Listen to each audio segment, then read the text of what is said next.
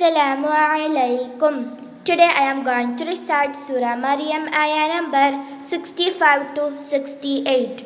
What's meaning? أعوذ بالله من الشيطان الرجيم. ശപിക്കപ്പെട്ട പിശാചിൽ നിന്ന് ഞാൻ അല്ലാഹുവിനോട് അഭയം തേടുന്നു. ബിസ്മില്ലാഹിർ റഹ്മാനിർ റഹീം. പരമകാരുണികനും കരുണാനിധിയുമായ അല്ലാഹുവിൻ്റെ നാമത്തിൽ. റബ്ബുസ്സമാവാതി വൽ അർളി വമാ ബൈനഹുമാ ഫഅബ്ദുഹു വസ്തബിർ ലിഇബാദതിഹി ഹൽ തഅലമു ലഹു സമീയാ. അവൻ ആകാശങ്ങളുടെയും ഭൂമിയുടെയും അവയുടെ ഇടയിലുള്ളതിൻ്റെയും റബ്ബാകുന്നു. അതിനാൽ അവനെ മാത്രം ആരാധിച്ചു കൊള്ളുക.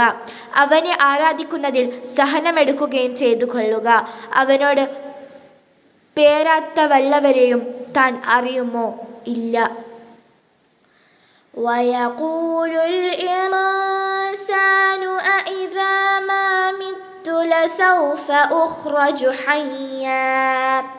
മനുഷ്യൻ പറയുന്നു, ഞാൻ മരണപ്പെട്ടു പോയാലുണ്ടോ ജീവനുള്ളവനായി പിന്നെ പുറത്തു കൊണ്ടുവരപ്പെടുന്നു? അത് സംഭവമല്ല എന്ന്. അവലാ യദ്കുറുൽ ഇൻസാനു അന്നാ ഖലഖ്നാഹു മിൻ ഖബ്ലു വലം യകു ശൈആ. മനുഷ്യൻ ഓർക്കുന്നില്ലേ, താൻ യാതൊന്നും തന്നെ ആയിരുന്നില്ലാത്ത ഘട്ടത്തിൽ മുമ്പ് അവനെ നാം പടച്ചുണ്ടാക്കിയിരിക്കുന്നുവെന്ന്.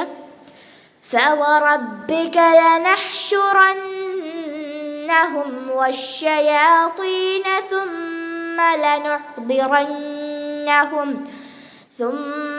لنحضرنهم حول جهنم جثيا. നബിയെ, എന്നാൽ നിന്റെ റബ്ബ് തന്നെയാണ് സത്യം.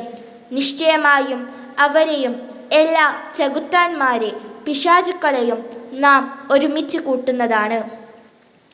പിന്നീട് അവരെ മുട്ടുകുത്തിയവരായ നിലയിൽ നരകത്തിനു ചുറ്റും നാം ഹാജരാക്കുകയും ചെയ്യും.